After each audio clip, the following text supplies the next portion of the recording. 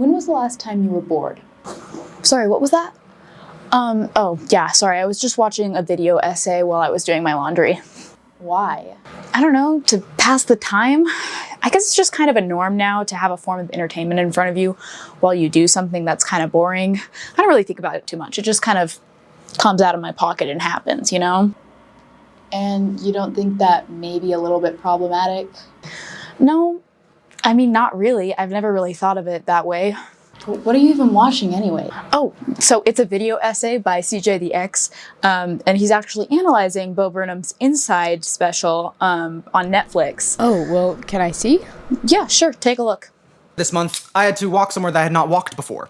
Unfortunately, my phone was dead. It's always dead. It's an iPhone 6. It barely functions. I had to figure out a way to get there without Google Maps. So I simply wrote down the directions on a little slip of paper and I walked out of the door. Frequently, while I underwent this journey, the thought came to me, well, your phone's in your pocket. Why don't you just check your phone? I had to tell my instincts, no, you can't. The phone is dead. And I thought, okay, well, why didn't you just screenshot it on your laptop at home and then send that to your phone and then you would have the picture? I had to keep responding to my urges. You can't. The phone is dead. You wrote the directions on a slip of paper because that was the best option you had. My brain knew that, but my body didn't. It was trying to use a limb that was no longer there. And you don't think that you've gotten to that point of attention reliance? Maybe we already have.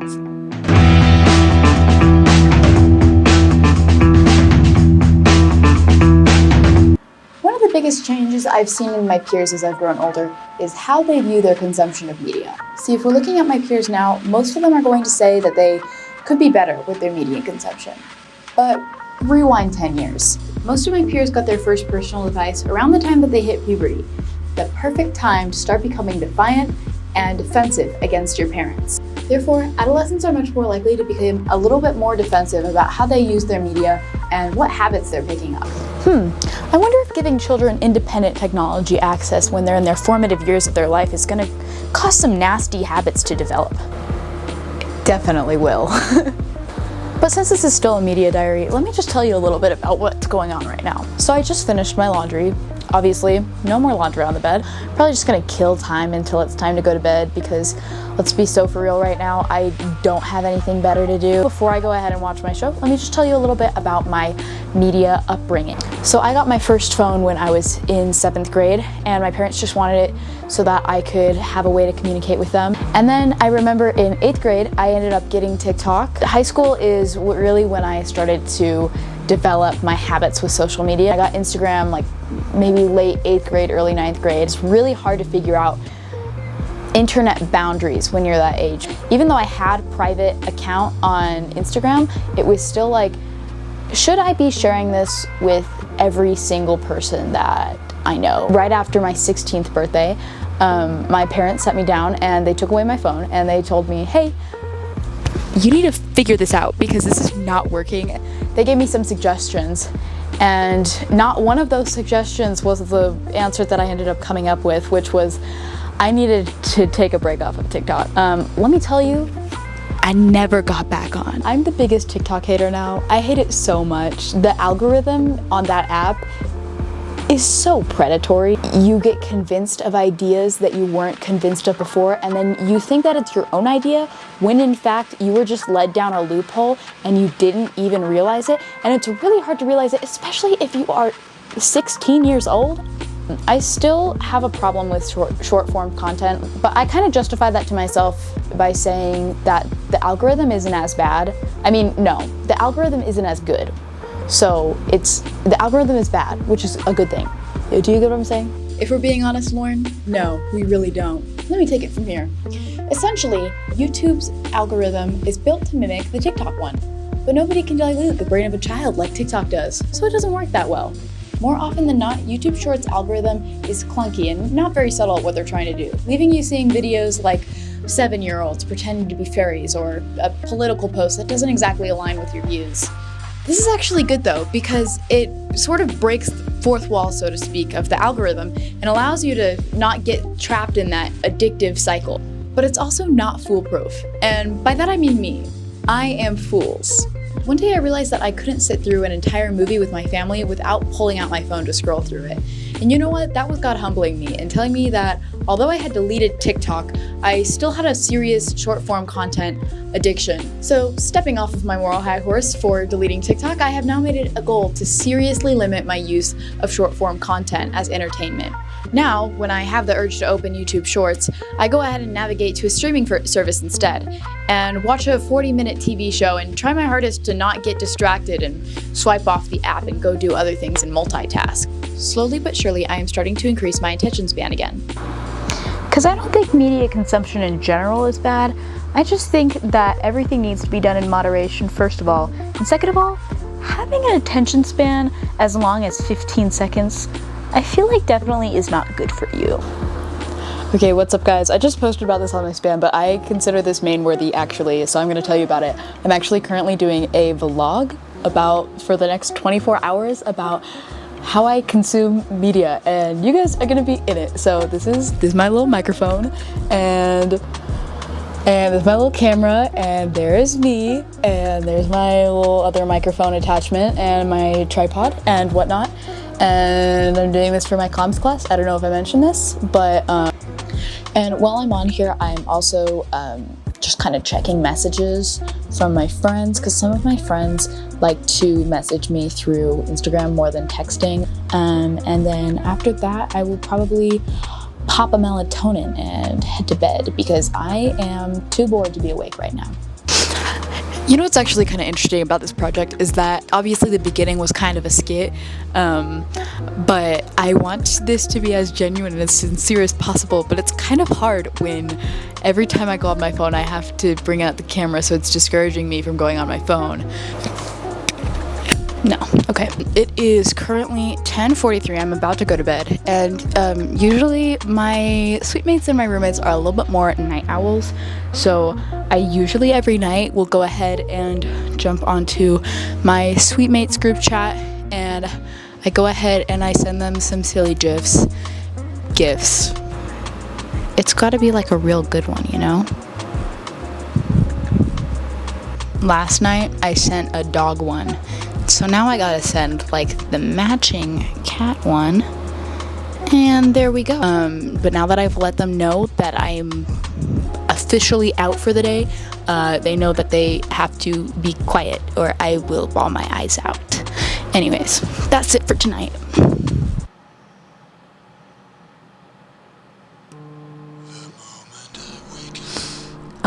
There goes my alarm telling me to wake up and start my day with a prayer. You know what? Shout out to my roommate Julia for putting up with this every morning. Usually the first thing I do when I wake up in the morning is hop on my phone and do a little scrolly just because I feel like it helps keep me awake, you know, like the blue light. How long I'm on it though before I start doing things about my day depends seriously upon how many notifications I have when I turn off that do not disturb. Today it's not so many things to respond to, so I only spent about 15 minutes doing the following. Let's see, I checked my texts on iMessage, I checked my Instagram, I replied to a message on Canvas, I checked my Outlook and my email, I checked my credit score, I checked my calendar for today, and I read a webtoon. Okay, so normally I would spend my mornings just like sitting in a rocking chair and listening to music, but I actually have to go to physical therapy this morning. I'm going to ignore the fact that I have to walk in the cold rain for 22 minutes by eating my breakfast and scrolling on my phone because I have that medieval tendency where I just can't sit down for a meal without having entertainment in front of me. This is my jester. Hey, welcome to my spot. Actually, this is not BYU furniture. I actually bought this from a DI about like 2-ish weeks after the move-in date. I have a rocking chair back home and I have ADHD, so a big stim of mine is rocking back and forth and it helps me like think and process things. But anyways, I bring this up because normally what I would do if I didn't have physical therapy or homework is I would come here and I would just sit here for like hours on end and just rock and think.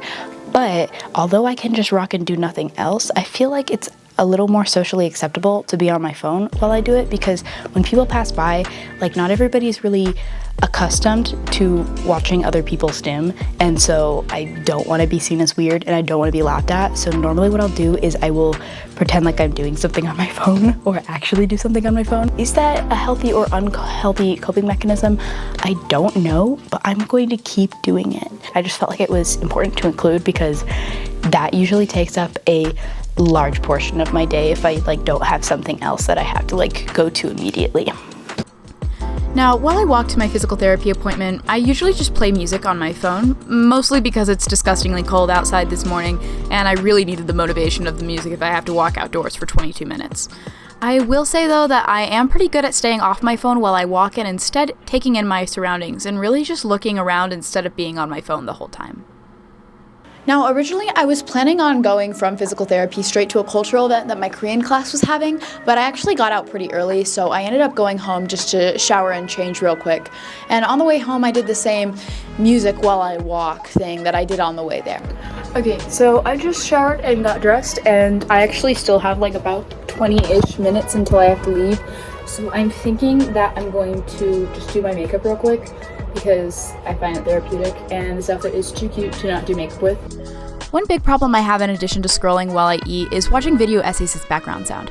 Last night when I posted about this project on my main Instagram account, I included a question sticker asking people to send in bad habits they have with their media consumption or their biggest modern media pet peeves.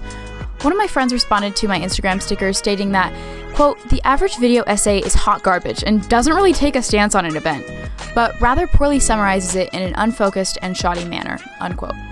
And honestly, I agree.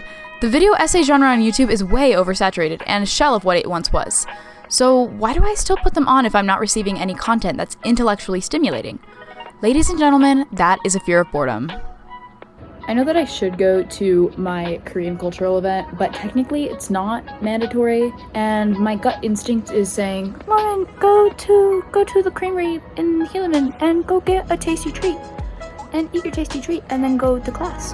So I think I will do that, and probably while I am there, will probably be on my phone just because, again, I can't eat without entertainment in front of me, or else I will just eat so quickly that I just get a stomach ache. I have a problem. It's okay, I know. But yeah, that's the plan right now. So wish me luck. So I wasn't able to film in any of my classes, but that's totally fine because we didn't really use media in any of them. I did go ahead and call my mom while I ate pizza in between two of my classes because I really wanted to take a break from the whole video essay thing while I ate. Put simply, talking to somebody is technically still a form of entertainment to me, but I'm just gonna let it pass this time because it is one-on-one interaction and I am gaining something from it, something that I don't get from video essays. So I just got home from my day of classes and I actually just went and picked up a package from the Callahan Center. And that's actually a good thing about media is that I found a dress on Pinterest that is so freaking cute. Okay, to be honest, she goes on and on about this stupid dress for the next 5 minutes, but I'm not gonna make you sit through that. Long story short, media played a part. That's how she got the dress. Media played a part. So anyways, I finally got the dress and I am so excited to open it. I'm going to keep myself accountable by telling myself that I'm not gonna open my package until I do something productive. So let's do another load of laundry. Let's take this full circle before this 24 hours ends, okay? Let's go, team. I'll take you with me downstairs. Okay, so I just went ahead and put my laundry in the wash. I'm gonna go ahead and set a timer with my handy dandy phone. And usually what I'll do when I have my laundry in there is I will practice my piano and use that as an excuse. Usually I'll be using my phone during this to pull up sheet music and look for new sheet music if I get really bored. Just kidding, that one's kind of boring. Sorry. What other songs do I know? Okay, so I'm gonna use my phone I like how I have to explain this to the camera, you know, like you feel like my parent right now. Like I feel like I'm back in middle school when I had to like explain an app to my mom before I got it, except for TikTok when I kind of snuck it under the rug that it was not like a social media app. Sorry, Mom. See, the problem is that I'm trying to see how long it's going to take me before I get frustrated and use my phone, which usually happens every time, mind you. But I honestly feel like having the camera there keeps me accountable. So this is like such a hard project because every time the camera comes out, I don't want to use my phone. But every time the camera goes away, I'm like, okay, phone time. So I'm thinking that maybe I just like go on my phone when I'm not doing so well. And when I'm not doing so well, that's usually when I feel more bored, which I feel like is good and bad in different facets. Like good in the fact that I don't rely on it first for entertainment because like I have other things that I'm trying, like the piano, but also bad in the fact that it's just one of the options because the piano is not the one that's messing up my attention span. But this bad boy is. Alright, so I just set my second timer for putting my clothes in the dryer, and let's talk a little bit about how social media is fake. This has been first-hand experience for me, because you know everybody says, oh, social media is fake, blah, blah, blah, blah. We know that people Photoshop stuff, but it's like, okay, I would never do that, my friends would never do that. Okay, here's the thing though, the camera's on, therefore I want to act better, and I want to be better, therefore I'm not going on my phone. I mean, it is an accurate representation of a day, but not every day, because everyday life is more like I'm way more glued to that thing than I should be. And since I have the camera on, and since I know that other people are gonna see this, my subconscious wants to be better because I'm performing. I still feel like I'm coming off as a character sometimes, basically. And I feel like that's not always a bad thing. Like obviously you don't wanna be like, just oversharing online. You really have to learn to find that nice in-between. And obviously I still haven't found it because I can't go on my phone during this stupid media project. Like my body just refuses to. It's like, other people are watching, we can't do it now. So anyways, I think it's just good to not perform, and when you realize that you're performing like a moment like this, it's good to acknowledge that, because otherwise people are going to think that it is real, and it is not real. It is not real, okay? This is not real. This is not me. I would be upstairs on my rocking chair doing nothing. Even if somebody's trying to be as authentic as possible, that's just how we're wired as humans, and that's okay. All I know is that you have to recognize when you are performing. You don't owe it to other people to tell them the personal, vulnerable details of your life if they're not that close to you. But it is important to recognize and say like, hey, this is performing. And this isn't a completely accurate representation of who I am. In reflection, I am so proud of how I did during this 24-hour stint. I mean, look at this dress that I got. Guys, I finally opened the dress. Anyways, my hope is that you too also learned something from this and you were able to take something away and make goals with me as we went along. Now, maybe after this, some of you are on your high horse being like, oh, that would never be me. I'm a media saint. I know what I'm doing. And to that I say, follow this test. I want you to go and try and watch a movie and see if you never have that instinct to pull out your phone. And now I want you to go and eat a meal by yourself. Nothing in front of you but your food. I just want you to eat it and exist. Are you feeling bored? Are you comfortable with feeling bored? When was the last time you allowed yourself to be bored? Lastly, to see if you pass the test for true media saint, go ahead and write down the directions to an area about a mile away from where you are on a piece of paper. Now I want you to put your phone in your back pocket. Don't leave it home. You need it with you for this experiment. I need you to take your phone, put it in your back pocket, and walk there. On the way there, see if your brain tries to connect with that missing limb that it never even had.